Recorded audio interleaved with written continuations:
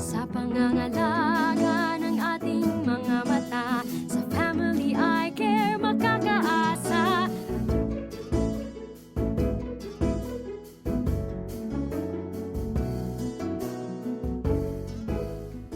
Mga kamag-anak, nandito ako ngayon para kausapin kayo tungkol sa karamdaman ng ating mata.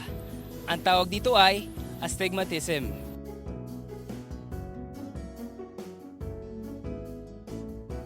Gusto nyo bang malaman kung kayo ay may astigmatism?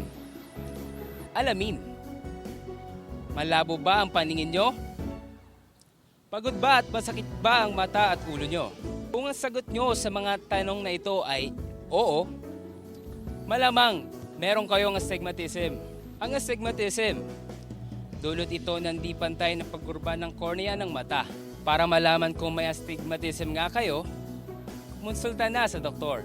Kung ang tanong mo naman, paano ko nalaman ang tungkol sa astigmatism?